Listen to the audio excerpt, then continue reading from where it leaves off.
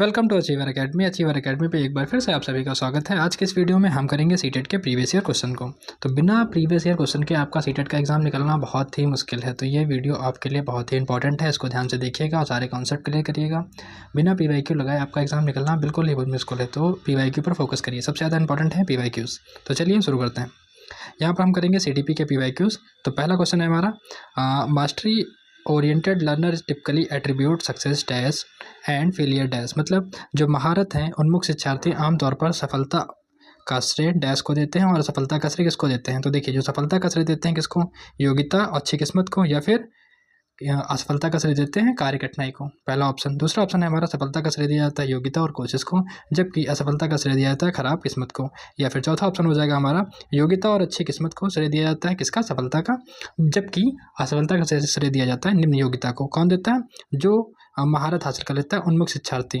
तो इसका सही आंसर हो जाएगा हमारा ऑप्शन नंबर 4 वाला, यानी कि योग्यता और कोशिश को। यानी कि जो सफलता का श्रेय है वो दिया जाता है योग्यता और कोशिश को, जबकि असफलता का श्रेय जाता है अपर्याप्त कोशिश की। अगली बार फिर से मेहनत करेंगे और अच्छे रिजल्ट के साथ पास होंगे। तो ध्यान रखिएगा ये बात। इसका सही आंसर हो जाएगा हमारा option number 4, ability and effort. और दूसरा हो जाएगा फेलियर किसको देते हैं, इनसफिशिएंट एफर्ट को। यानी अगर हम फेल हुए हैं तो अपनी गलती मानेंगे, उसको रिकंसिडर करेंगे और बेहतर तरीके से प्रयास करेंगे जिससे हम सफल हो जाएं। चलिए अगले क्वेश्चन की ओर चलते हैं। अगला क्वेश्चन है हमारा option number second, question number 2 वाला, जिसमें देखते हैं, which of the following statement represent the proximodistal principle of the development. निम्नलिखित में से कौन सा कथन विकास के समीप दूरस्थ सिद्धांत का प्रतिनिधित्व करता है। पहला ऑप्शन है हमारा, जो विकास है बहुदिशात्मक है, बहुआयामी है, यानी कि development is a multi directional या फिर मल्टी डायमेंशनल। अगला है, अलग अलग संस्कृति में रहने वाले हम सकल जुड़वा अलग अलग दरों से विकसित हो सकते हैं। या फिर तीसरा ऑप्शन है हमारा, मोतियों को धागे में पिरोने से पहले बच्चे गेंद को पकड़ने की क्षमता को विकसित करते हैं। या फिर चौथा ऑप्शन हो जाएगा हमारे, बच्चों में खड़े होने से पहले बैठने की क्षमता का विकास होता है। तो बताइए इसका सही आंसर कौन सा हो जाएगा, जो प्रॉक्सिमोडिस्टल प्रिंसिपल को फॉलो करता है। तो इसका हो जाएगा हमारा ऑप्शन नंबर 3 वाला, यानी कि मोतियों को धागे में पिरोने से पहले बच्चे की ना फाइन मोटर स्किल्स डेवलप होती हैं। पहले वो बॉल को पकड़ना सीखेगा, उसके बाद मोतियों में पिरोना वगैरह ये सब आएगा। तो हमारा 3 वाला इज द करेक्ट आंसर। आगे चलते हैं अगले क्वेश्चन की ओर, जो कि हमारा है क्वेश्चन नंबर 3। यहाँ पर देखते हैं, कक्षा में खेल की जो प्रतियोगिता में हिस्सा लेते समय तनुज अपने दोस्त से कहता है कि वह भाला फेंकने में हिस्सा लेगा और रस्सी कूदने में उसकी बहन हिस्सा ले सकती हैं, क्योंकि वह एक लड़की है और लड़की को भाला नहीं फेंक सकती हैं।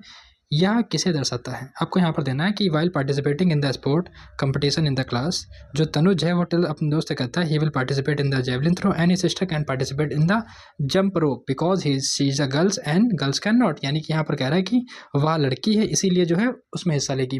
तो ये किस बात को दर्शाता है, जेंडर स्थायित्व को, जेंडर समानता को, जेंडर समता को, या फिर जेंडर स्टीरियोटाइप। यहाँ पर होगा रूढ़िबाध्यता। तो option number 4 is the correct answer, gender stereotype. यानी कि जेंडर स्टीरियोटाइप का मतलब होता है रूढ़िबाध्यता। किसी भी इंसान के लिए पहले से आप एक परसेप्शन क्रिएट कर लें कि ये लोग ऐसे होते हैं या लड़कियां ये काम नहीं कर सकती हैं, या इस तरीके से हम लोग जो बोलते हैं उसको बोलते हैं स्टीरियोटाइप, यानी कि रूढ़िबाध्यता। एक पहले से ये परसेप्शन को क्रिएट कर लेना। आगे चलते हैं अगले क्वेश्चन की ओर, जो कि हमारा क्वेश्चन नंबर 4। यहाँ पर देखिए क्वेश्चन कह रहा है कि while diverse thinking dash converse thinking. यहाँ पर आपको बताना है कि डाइवर्स थिंकिंग क्या करती है और कन्वर्स थिंकिंग क्या होती है, यानी कि अपसारी चिंतन और अपसरी चिंतन, इन दोनों के बारे में आपको बताना है। देखिए पहला ऑप्शन है हमारा, इनकरेज द मल्टीपल आंसर। कौन, डाइवर्स थिंकिंग इनकरेज करती है किसको, मल्टीपल आंसर्स को, और जबकि जो कन्वर्स थिंकिंग है फिक्स होती है on the one correct solution. ठीक है, अगला देखते हैं। अगला हो जाएगा, one fix on one correct solution encourage the multiple answer. एक सही समाधान पर स्थिर है कौन, अपसरी चिंतन, जबकि अभिसारी चिंतन किस पर निर्भर करती है, कई उत्तरों को प्रोत्साहित करता है। ठीक है, 3rd वाला हो जाएगा हमारा, गणितीय क्षमताओं को बढ़ावा देता है या फिर मौखिक क्षमताओं को बढ़ावा देता है। तो ये बिल्कुल नहीं हो सकते हैं। मौखिक क्षमताओं को बढ़ावा देना और गणितीय ऐसा कोई मतलब ही नहीं बनता है यहाँ पर। तो इसका सही आंसर हो जाएगा हमारा ऑप्शन नंबर 1 वाला, यानी कि जो डाइवर्जेंट थिंकिंग होती है वो किसको इनकरेज करती है, मल्टीपल आंसर को, और जो कन्वर्जेंट होती है वो किसको करती है, एक ही सही समाधान पर स्थिर। ठीक है, तो पहला वाला हमारा सही हो जाएगा, इनकरेज करेगी मल्टीपल आंसर और fix on the one correct solution. आगे चलते हैं अगले क्वेश्चन की ओर, जो कि हमारा क्वेश्चन नंबर 5। यहाँ कहा गया, निम्नलिखित विच of the following statement about the inclusive education is not correct. यहाँ पर ध्यान रखना, नॉट करेक्ट। एग्जाम में जहाँ भी नॉट दिखे वहाँ सर्कल बनाइएगा तुरंत ध्यान से, क्योंकि कई बार गलतियाँ हो जाती हैं। ठीक है, आपने देखना है यहाँ पर कौन सा सही नहीं है। इंक्लूसिव एजुकेशन, हिंदी में बोलते हैं इसको समावेशी शिक्षा। तो सबसे पहले समझते हैं कि इंक्लूसिव एजुकेशन होता क्या है। देखिए, इंक्लूसिव एजुकेशन को बेसिकली कहते हैं education for all, education to all. समावेशी शिक्षा का मतलब है शिक्षा में सभी का समावेश, यानी कि बिना किसी डिस्क्रिमिनेशन के सभी के लिए समान शिक्षा का प्रावधान।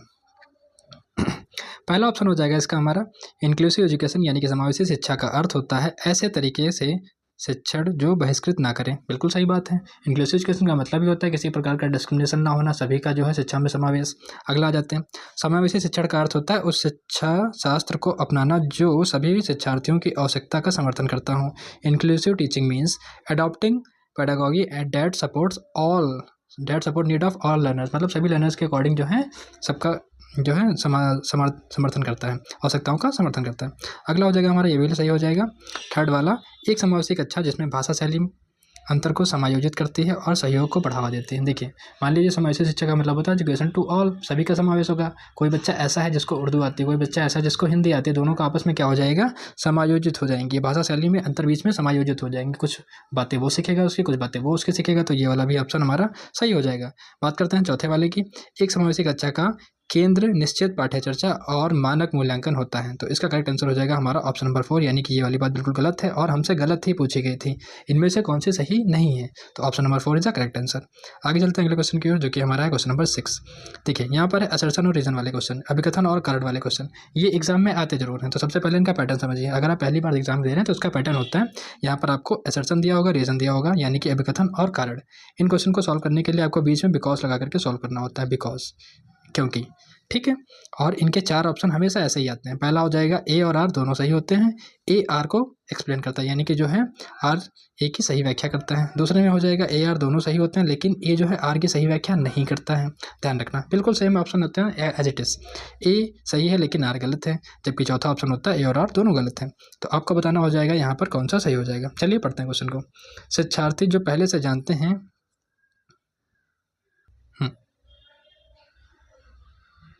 चलिए, तो उसके आधार पर अपने ज्ञान का निर्माण करते हैं, जबकि रीज़न है दूसरा, यानी कि पहली वाली बात है शिक्षार्थी जो पहले से जानते हैं, यानी कि जो उनकी प्रीवियस नॉलेज होती है के आधार पर अपने ज्ञान का निर्माण करते हैं किसी बात के बारे में। जैसे उनको दिल्ली के बारे में पता है, अब आप दिल्ली के बारे में, दिल्ली जो है भारत की कैपिटल है, अब उसके बारे में आप बोलिए उसके बारे में, दिल्ली के बारे में कुछ और, तो प्रीवियस नॉलेज तो उनको पता है ना कि दिल्ली एक शहर है जो कि दिल्ली की इंडिया की कैपिटल है। तो इस तरीके से उनके पास एक प्रीवियस नॉलेज है, उसमें कुछ एड ऑन हो रहा है, तो उसके आधार पर अपने जो है ज्ञान को निर्माण करते हैं। दूसरा है बिकॉज पैटर्न ढूंढना और पिछले ज्ञान के साथ जुड़ाव बनने में शिक्षार्थियों को जानकारी को सार्थक रूप में संसाधित करने में मदद मिलती है। दोनों ही बातें सही हैं यहाँ पर, लेकिन क्या जो आर है वो करेक्ट एक्सप्लेन कर रहा है ए को, ऐसा बिल्कुल नहीं है। यहाँ पर कहा गया है, तो यानी ऑप्शन नंबर बी वाला हमारा करेक्ट हो जाएगा। ए और आर दोनों ही सही हैं, लेकिन जो है आर एक्सप्लेन नहीं कर रहा है किसको, ए को, ठीक है। ये कैसे चेक करते हैं, बिकॉज लगा करके। शिक्षार्थी पहले से जानते हैं, उनके आधार पर अपने ज्ञान का निर्माण करते हैं, क्योंकि पैटर्न ढूंढने और पिछले ज्ञान के साथ जुड़ाव बनाने में शिक्षार्थियों को जानकारी को सार्थक रूप में संशोधित करने में मदद मिलती है, ठीक है। बातें दोनों सही हैं, लेकिन वो जो है इसको एक्सप्लेन नहीं कर रहा है, ध्यान रखना। आगे क्वेश्चन की ओर चलते हैं, अगले क्वेश्चन की ओर, जो कि हमारा है क्वेश्चन नंबर 7। ये भी हमारा सेशन और रीजन वाला क्वेश्चन है। यहाँ पर कहा गया है, अभिकथन है हमारा, बच्चों द्वारा बचपन अलग अलग संस्कृतियों में अलग अलग तरह से अनुभव किया जाता है, क्योंकि बच्चों का विकास सार्वभौमिक होता है। बिल्कुल नहीं, पहली वाली बात हमारी यहाँ पर सही हो जाएगी, लेकिन जो है दूसरी वाली बात गलत है। अलग अलग बचपन उनका सांस्कृतिक अलग अलग तरह से अनुभव किया जा सकता है। कोई बच्चा ट्राइबल जगह में पैदा हुआ, जनजातियों में, तो वो उस तरीके का अनुभव करता है। कोई मॉडर्न फैमिली में पैदा हुआ तो उसका बचपन थोड़ा सा अलग होता है, दोनों में काफ़ी अलग अलग होती हैं। तो हमारा ऑप्शन नंबर सी, यानी कि ए वाला स्टेटमेंट बिल्कुल सही है, लेकिन आर जो है वो बात गलत है। आगे चलते हैं अगले क्वेश्चन की ओर, जो कि हमारा है क्वेश्चन नंबर 8 वाला। यहाँ पर देखिए कहा गया है, according to the attribution theory of motivation, अभिप्रेरणा के आरोपण सिद्धांत के अनुसार निम्नलिखित में से किससे लगातार कोशिश और बेहतर प्रदर्शन की संभावना अधिक है। देखिए, पहला ऑप्शन है हमारा सफलता के लिए आंतरिक रोपण और असफलता के लिए बाहरी आरोपण, an internal attribute for the success and external attribution for the failure. दूसरा ऑप्शन है हमारा सफलता के लिए बाहरी आरोपण और असफलता के लिए आंतरिक आरोपण। नहीं, ये वाली बात तो बिल्कुल गलत हो जाएगी। सफलता के लिए बाहरी आरोपण कितनी देर चलेगा, internal motivation is very important. अगला है हमारा सफलता और असफलता दोनों के लिए आंतरिक आरोपण, बिल्कुल नहीं। सफलता और असफलता दोनों के लिए बाहरी आरोपण, बाहरी तो बिल्कुल नहीं। तो ये हमारे तीनों ऑप्शन गलत हो जाएंगे, पहला वाला सही हो जाएगा। तो करेक्ट आंसर कौन सा हो जाएगा, internal attribution for the success and external for the failure, ठीक है। चलिए अगले क्वेश्चन की ओर। अगला हमारा question number 9, which of the following is the key principal of the progressive education. यहाँ पर बात करेंगे प्रोग्रेसिव एजुकेशन के बारे में। निम्नलिखित में से कौन सा प्रगतिशील शिक्षा का एक प्रमुख सिद्धांत है। पहला ऑप्शन है हमारा छात्रों के सीखने को मापने के लिए मानकीकृत परीक्षण सबसे अच्छा तरीका है। Standardised testing is the best way to measure the student learning. या फिर दूसरा हो जाएगा हमारा, छात्रों को अपने शिक्षकों से ज्ञान का निष्क्रिय प्राप्त करता होना चाहिए। या फिर तीसरा ऑप्शन हो जाएगा हमारा, सीखना प्रमाणिक कार्यों पर आधारित होना चाहिए। या फिर चौथा ऑप्शन हो जाएगा हमारा, पाठ्य चर्चा पूर्व निर्धारित और सार्वभौमिक होनी चाहिए। प्रोग्रेसिव एजुकेशन के हिसाब से यहाँ पर हमारा सही हो जाएगा ऑप्शन नंबर थर्ड वाला, सीखना जो है प्रमाणिक कार्यों पर आधारित होना चाहिए। जो है टीचर का और स्टूडेंट का दोनों का ही इन्वॉल्वमेंट होना चाहिए और इस तरीके से प्रमाणिक कार्यों पर आधारित होना चाहिए। Learning should be based on the authentic task. ठीक है, चलिए आगे चलते हैं अगले क्वेश्चन की ओर, जो कि हमारा क्वेश्चन नंबर 10। देखिए यहाँ पर कहा गया, reasoning, thinking and problem solving are the explained in the which expect of development. विकास के किस पहलू में तर्क, चिंतन और समस्या समाधान की व्याख्या की जाती है। पहला है हमारा सामाजिक विकास, दूसरा हो जाएगा संज्ञानात्मक विकास, या फिर हमारा हो जाएगा नैतिक विकास, या चौथा ऑप्शन हो जाएगा हमारा गति डेवलपमेंट, यानी कि सोशल, कॉग्निटिव, मोरल या फिर मोटर डेवलपमेंट। आपको बताना है इसका सही आंसर कौन सा हो जाएगा। तो ये सभी हमारे किस में आते हैं बताइए आप। रीजनिंग, थिंकिंग कब बच्चा सोचता है, प्रॉब्लम सॉल्विंग कब डेवलप होती है उसकी, सोशल में हो जाएगी, बिल्कुल नहीं, संज्ञानात्मक में होगी, हाँ संज्ञानात्मक, यानी कि cognitive development is the correct answer. आगे चलते हैं अगले क्वेश्चन की ओर, जो कि है क्वेश्चन नंबर 11। यहाँ पर कहा गया है कि लीव वेगोस्की प्रस्तुत करते हैं कि डैश बच्चों में 100 नियम के लिए महत्वपूर्ण है। Lev Vygotsky propose dash is the important for the self regulation in the children. क्या पहला होता है डिसइक्विलिब्रियम, असंतुलन, या फिर निजी वाक, या फिर अनुकूलन, या फिर चौथा ऑप्शन हो जाएगा हमारा संगठन। तो बताइए इसमें से कौन सा सही आंसर हो जाएगा। Correct answer of this question is option number second, यानी कि इनर स्पीच, 11वें का सेकंड वाला। आगे चलते हैं अगले क्वेश्चन की ओर, जो कि हमारा है क्वेश्चन नंबर 12।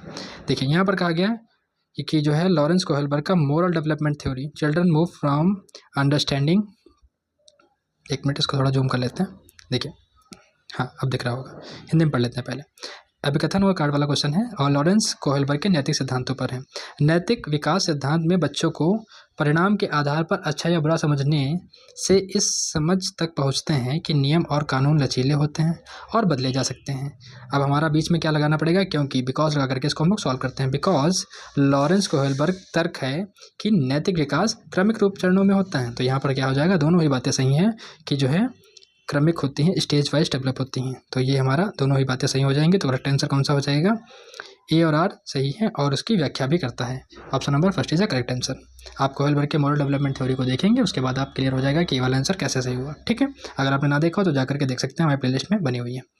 अगला है हमारा, as per Harvard Gardner theory of multiple intelligence which of the following set represent the correct match of intelligence and associate characteristics. देखिए यहाँ पर कुछ जो है गार्डनर ने अपने स्किल्स के बारे में बताया है। मल्टीपल इंटेलिजेंस की स्किल्स होती हैं कुछ, जिसका पहला हमारा है इंट्रापर्सनल स्किल, जिसमें कहा गया है कि इसमें से कौन सा इसको मैच कर रहा है।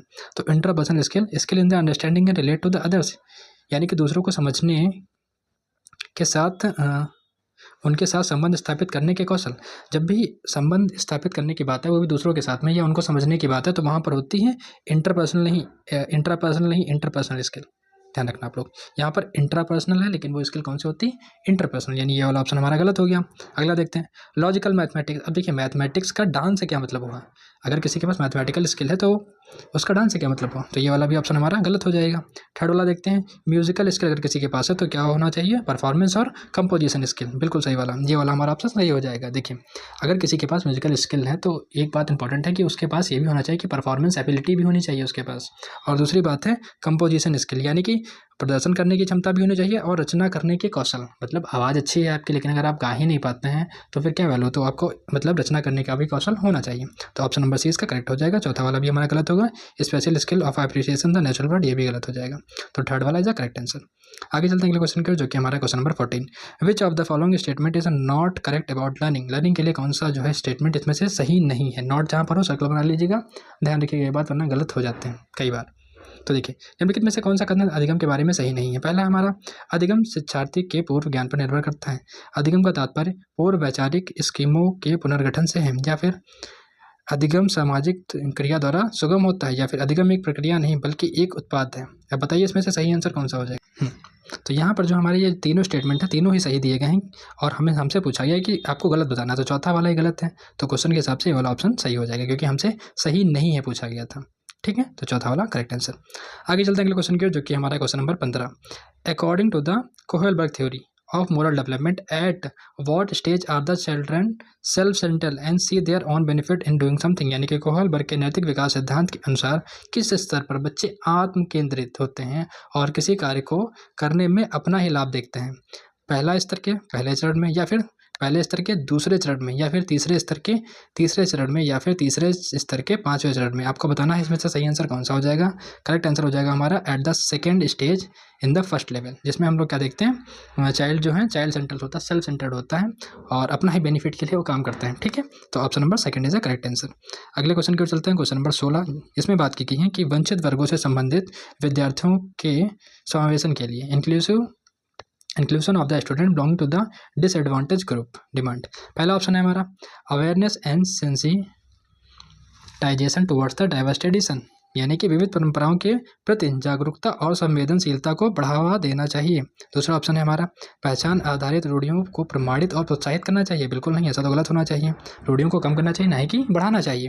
दूसरा है हमारा सामाजिक संबंधता के आधार पर कक्षा में अलगाव हो ही नहीं सकता। इंक्लूसिव एजुकेशन में अलगाव तो करना ही नहीं है, डिस्क्रिमिनेशन तो करना ही नहीं है, तो ये वाला भी हमारा गलत हो जाएगा। और अगला है हमारा समान क्षमताओं के आधार पर विद्यार्थियों को समूह में विभाजित करना चाहिए। बिल्कुल नहीं, विभाजित करना ही नहीं होता, सभी को इंक्लूजन यानी कि सभी का इंक्लूजन होना चाहिए। तो हमारा पहला हो जाएगा विविध परंपराओं के प्रति जागरूकता और संवेदनशीलता को बढ़ाना चाहिए। आगे चलते हैं अगले क्वेश्चन की, जो कि हमारा question number 17, which of the following is the characteristics of the effective feedback in the classroom. Classroom के अंदर इफेक्टिव फीडबैक आपको बात करी गई यहाँ पर, तो यह केवल कार्य के अंत में दी जा सकती हैं। इफेक्टिव फीडबैक कार्य के अंत में दी जाएगी, बिल्कुल नहीं।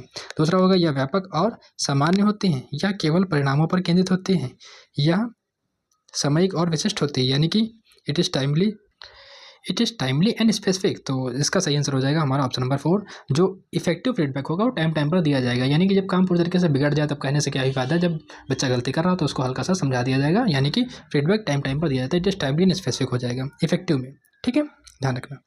आगे चलते हैं अगले क्वेश्चन की ओर, क्वेश्चन नंबर 18, जो चलिए देखते हैं क्वेश्चन नंबर 18 को। यहाँ पर कहा गया proximodistal principle state that infancy यानी कि शैशवावस्था, जो समीपस्थ दूरस्थ सिद्धांत कहता है कि इसमें शैशवावस्था में अंग हाथ पैर की तुलना में तेजी से बढ़ते हैं, या फिर विकास सिर से पांव तक होता है, या भाषा का विकास तेजी से होता है क्योंकि यह विकास के लिए संवेदनशील अवधि है, या फिर चौथा हमारा हो जाएगा सूक्ष्म गति कौशल के विकास के साथ में शारीरिक विकास तेजी से होता है। तो यहाँ पर सही आंसर हो जाएगा हमारा ऑप्शन नंबर फर्स्ट, अंग हाथों और पैरों की तुलना में तेजी से बढ़ते रहते हैं।